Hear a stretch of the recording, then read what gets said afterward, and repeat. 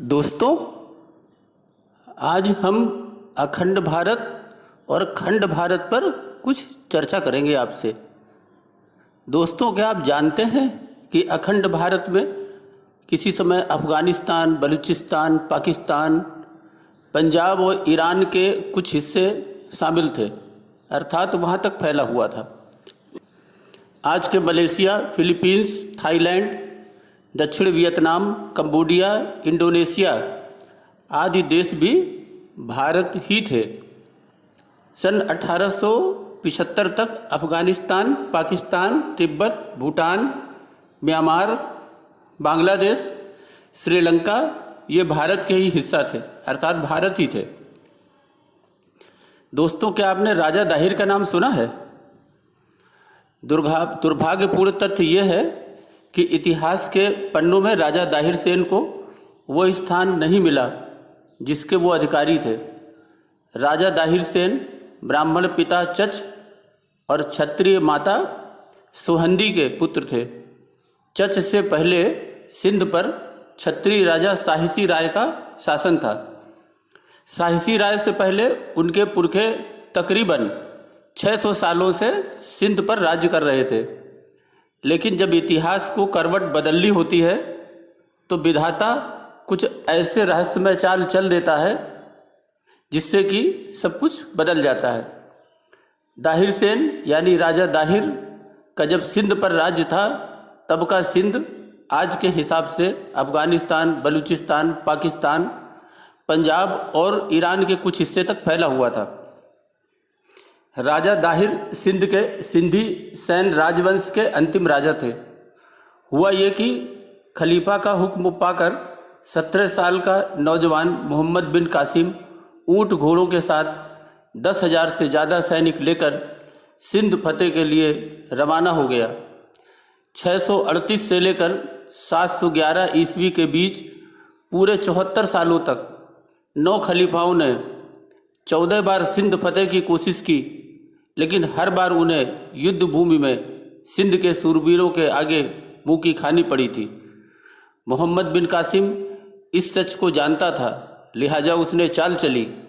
देवल बंदरगाह के सूबेदार बौद्ध धर्म के अनुयायी ज्ञान बुद्ध को कासिम ने प्रलोभन दिया कि अगर वो इस युद्ध में खलीफा का साथ देगा तो जीत के बाद उसे सिंध का राजा बना दिया जाएगा। ज्ञान बुद्ध इस बहकावे में आसानी से आ गया और उनसे मिल गया। उनका शासन 663 से 712 ईस्वी तक रहा। मोहम्मद बिन कासिम ने मिशन 712 में सिंध पर आक्रमण किया, जहां पर राजा दाहिर सेन ने उन्हें रोका और उनके साथ युद्ध हुआ, परंतु राजा दाहिर हार गए। 712 में सिंधु नदी के किनारे उनकी मौत हो गई। इनके पुत्र जय सिंह दाहिर भी 712 में ही मारे गए। कहा जाता है, इतिहासकारों का कहना है कि ओमान में माविया बिन हारिस अलाफी और उसके भाई मोहम्मद बिन हारिस अलाफी ने खलीफा के खिलाफ बगावत कर दी थी, जिसमें अमीर सईद मारा गया। चचनामा के मुताबिक मोहम्मद अलाफी ने अपने साथियों के साथ मकरान में पनाह हासिल कर ली, जहां राजा दाहिर की हुकूमत थी। बगदाद के गवर्नर ने उन्हें कई पत्र लिखकर बागियों को उनके सुपुर्द करने के लिए कहा, लेकिन उन्होंने अपनी ज़मीन पर पनाह लेने वालों को हवाले करने से इनकार कर दिया। कहते हैं कि हमले की एक वजह ये भी समझी जाती है। दूसरी वजह 7वीं-8वीं शताब्दी के मध्य भारत पर हुए लगभग 14 यवन आक्रमणों के प्रसंग में पाकिस्तान मूल के राजनैतिक विश्लेषक इतिहासकार शिशिर मित्रा के अनुसार मोहम्मद पैगंबर के संकटग्रस्त नवासे इमाम हुसैन की पश्चिम एशिया के प्रवासी ब्राह्मणों ने भी सहायता की थी। इन ब्राह्मणों के वंशज आज भी हुसैनी ब्राह्मण कहलाते हैं, जो नमाज के साथ साथ आरती भी करते हैं। अरबी इतिहास विशेषज्ञों के अनुसार इमाम हुसैन के संदेश पर उनकी सहायता हेतु सिंधु एवं गुप्त वंश के शासकों ने भी सेनाएं भेजी थी, परंतु उन तक सैन्य सहायता पहुंचने के पूर्व ही करबला में अरबी विद्रोहियों ने यातनाएं देकर इमाम हुसैन की हत्या कर दी थी। उनकी इस शहादत को आज इस्लाम में श्रद्धापूर्वक मान दिया जाता है। चचनामा में इतिहासकार लिखते हैं कि राजा दाहिर की 2 बेटियों को खलीफा के हरम में भेज दिया गया। बड़ी ने अपना नाम सूर्या देवी बताया और उसने कहा, बादशाह सलामत रहें, मैं बादशाह की काबिल नहीं, क्योंकि आदिल इमादुद्दीन मोहम्मद बिन कासिम ने हमें 3 रोज़ अपने पास रखा और उसके बाद आपको यानी खलीफा की खिदमत में भेजा है। शायद आपका दस्तूर कुछ ऐसा है कि बादशाहों के लिए ये जायज़ नहीं है।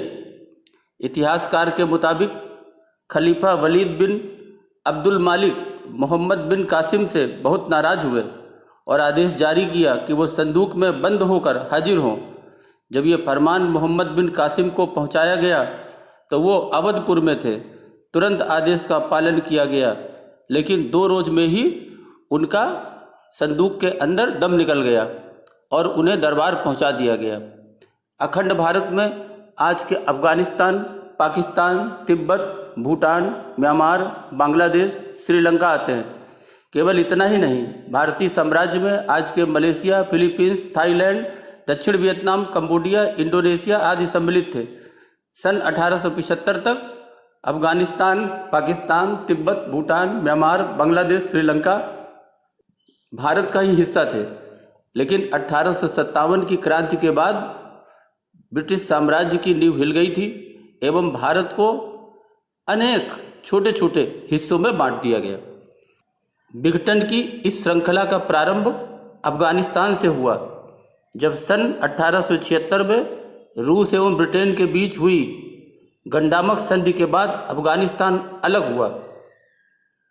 भूटान 1906 में, श्रीलंका 1935 में, पाकिस्तान 1947 में और बांग्लादेश 1971 में भारत से अलग हो गए।